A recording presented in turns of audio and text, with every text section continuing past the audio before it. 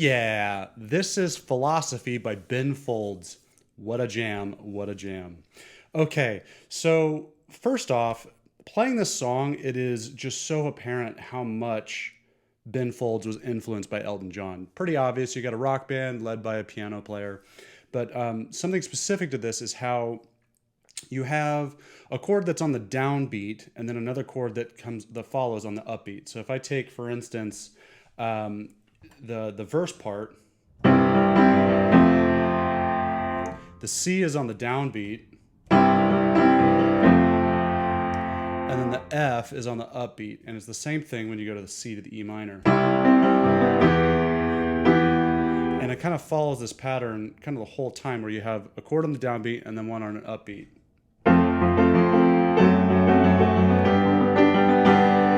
So let's talk about what a downbeat versus an upbeat means. So this song is in what you call 4/4 time. So we have 1, 2, 3, 4. Those numbers are our downbeats. So the first chord is hitting on beat 1. But the second chord is hitting on what you call the and of 2. So we have this 1, 2, 3, 4, but the ands are on the upbeat 1 and 2 and 3 and 4 and so what he's doing is he's playing on beat 1 and then on an upbeat on the and of 2. So you have this 1.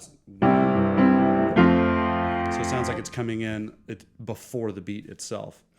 So the opening part, let's break that apart real quick. So it all begins with a C major to a G major, A minor.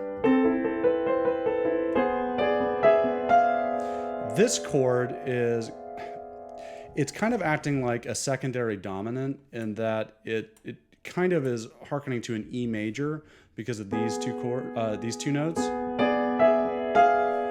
But it doesn't resolve quite the way that you would think. It ends up going to a D minor.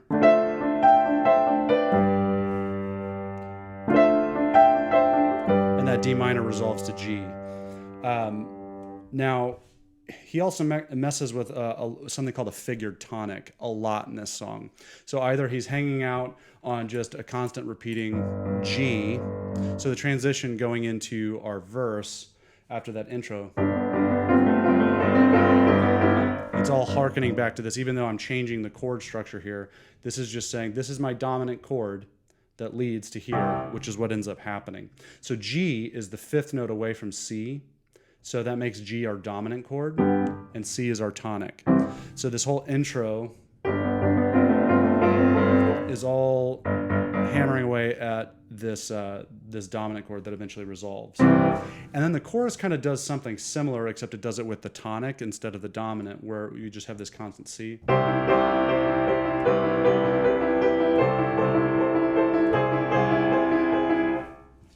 And let's talk about those little chord pictures real quick, just for fun. So it starts out with an inverted C major. That makes that an E minor, an A minor,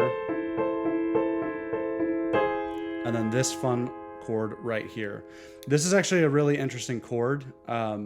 This is something called an augmented triad. And augmented chords are really fun because they're separated by all the same number of half steps, by 4 half steps. 1, 2, 3, 4. 1, 2, 3, 4. And the way an augmented triad works, if I just keep moving in 4 half steps, I won't play any other notes than these 3. And it's typically just used as a transition back. It can basically go wherever it wants. And what he does is he uses this to take it back to the tonic, which we have this tonic playing on the bottom. So it's kind of telling this chord where to go. But this whole thing is in the key of C, and eventually it just has this huge jam out where you just constantly have this C on the bottom and it's playing in a blues scale. I definitely recommend the song. It is a ton of fun to listen to and to play. But yeah, this is Philosophy by Ben Folds.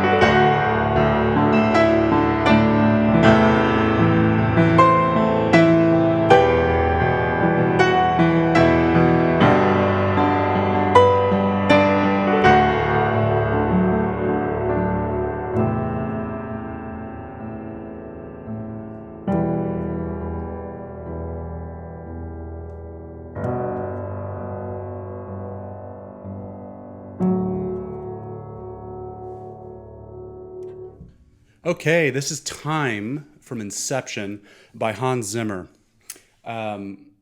This is, I saw there's a couple of different Hans Zimmer pieces that I've already broken down, and this kind of is a running theme with his music. And I mentioned this before that a lot of times what he does is he introduces a concept at the beginning and it never changes. So this is only 4 chords the entire song. So all that's happening is that there's just increased layers and motion with adding rhythm and percussion, and more of the orchestra and just building that sound. But the chord progression is the same the whole time. So this whole thing begins with an A minor. Then we're going to go from there to an E minor. Then we have G major. And then finally we have a D major. The only difference on the second round is that when we get to the E minor, we change the note. You'll hear it here, it goes up higher. But the chord progression is the same.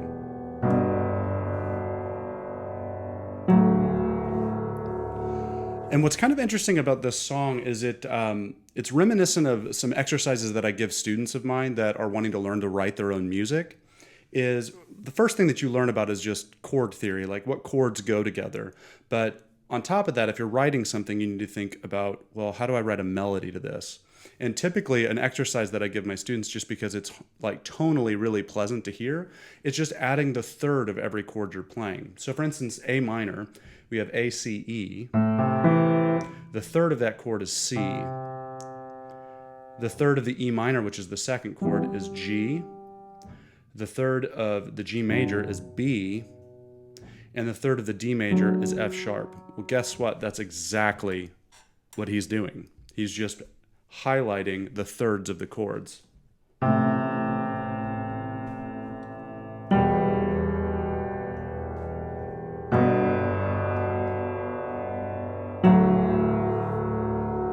Yeah, it's so simple, but it works so well. It's extremely effective. But all this song is just those 4 chords over and over and over again. And there's just more and more layers coming on top of it. But yeah, that was Time by Hans Zimmer.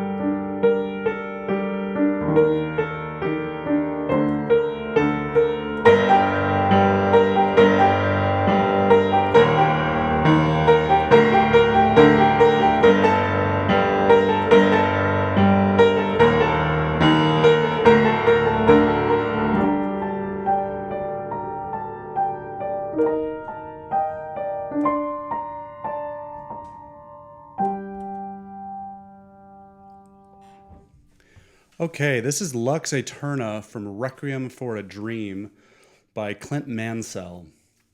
This is very, very pretty. So there is something, this is a good example of orchestral layering that takes something that's very simple and makes it very consistently interesting.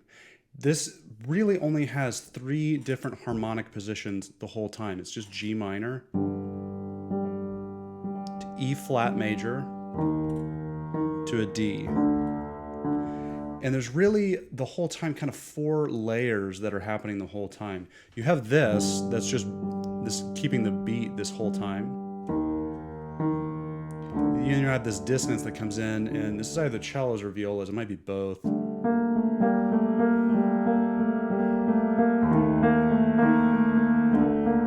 And then another string section.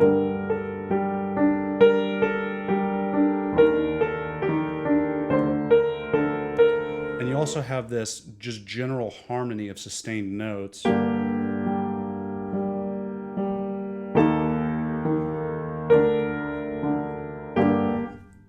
Then, of course, you have the big violins coming in.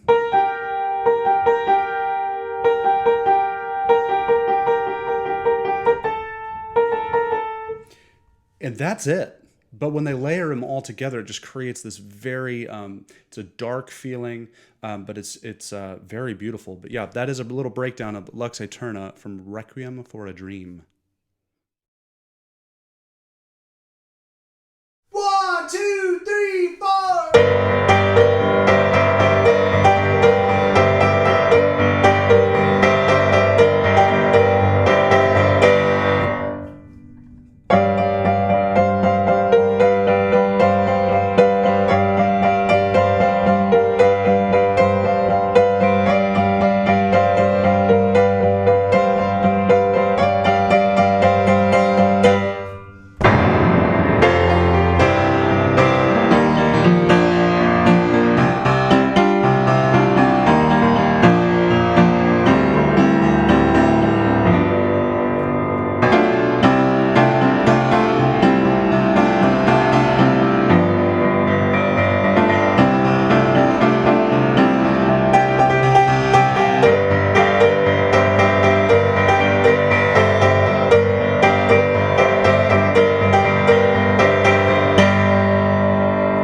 Yes! Okay, so this is Song for the Dumped by Ben Folds 5. So much fun. I don't know if the camera was shaking or not, but that is a ton of fun to play. Okay, so this is just running around a G blues scale. So the whole thing from the beginning is just hanging out on that G while you're... And what makes it a G blues is this note right here. Like this is inside of a pentatonic scale, and this is your blue note. That's what gives it that little sound.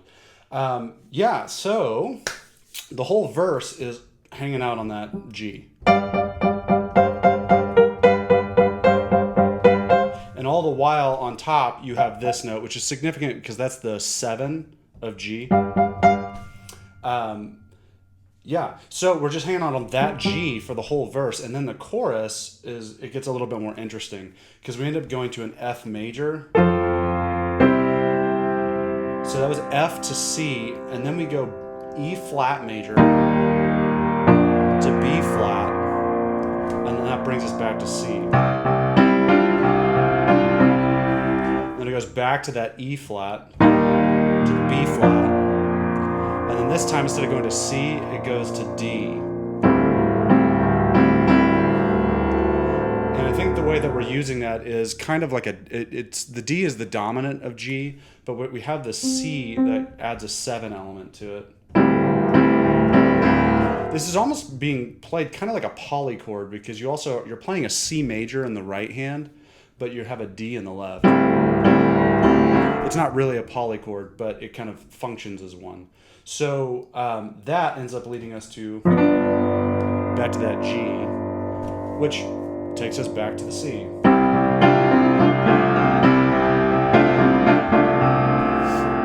Which we go back to the G for one more gesture, and back to the C. And what's interesting is we're using the C as the 4 of G. So remember, this is all in G. So if G is 1, 2, 3, 4, a C chord is going to be the 4 chord. So we actually get out of the chorus from the 4 chord going back to the 1. So that ends up looking like this.